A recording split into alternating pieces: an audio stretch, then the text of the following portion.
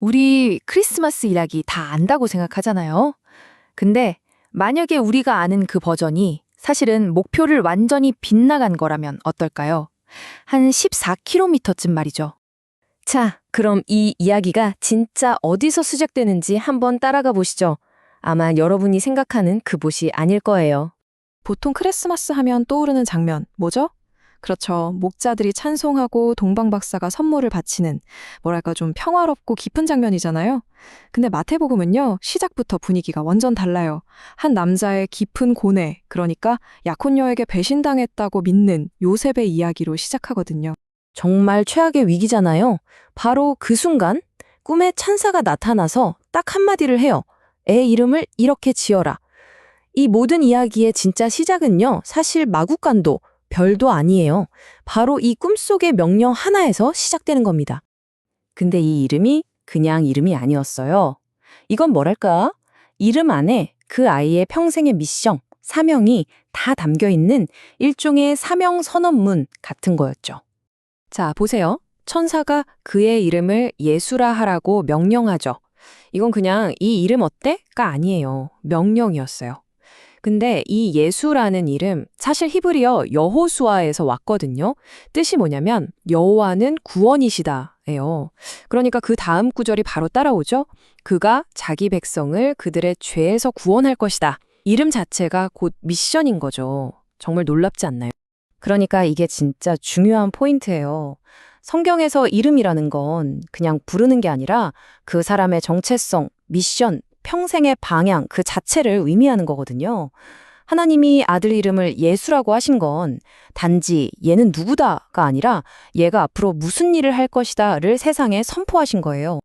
자, 그런데 그 미션의 핵심이 뭐였죠? 바로 죄에서 구원한다는 거였죠. 네, 바로 이 죄라는 단어. 어쩌면 이게 오늘날 우리가 크리스마스 이야기에서 가장 불편해하는 부분일지도 모릅니다. 천사가 뭐라고 했는지 다시 한번 생각해 볼까요? 가난에서, 외로움에서, 억압에서 구원한다고 안 했어요. 아주 명확하게 그들의 죄에서 구원할 거라고 했죠. 타겟이 아주 분명했던 거예요. 바로 죄.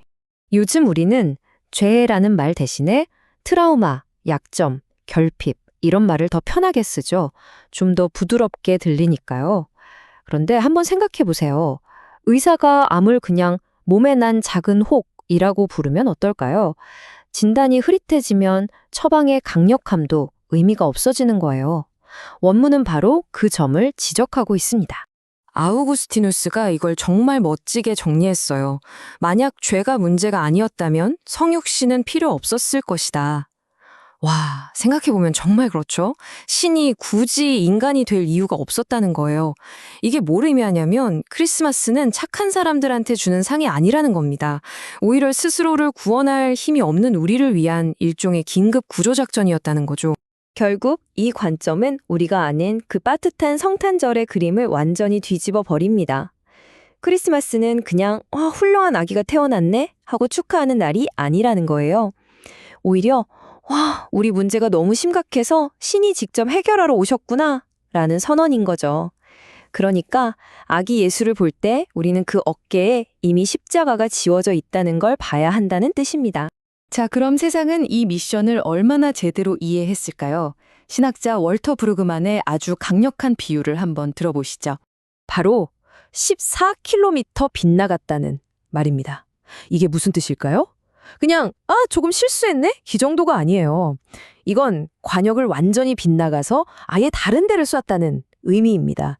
완전히 헛다리를 짚었다는 거죠. 당시 사람들의 기대는 예루살렘에 집중돼 있었어요. 화려한 수도, 정치의 중심지.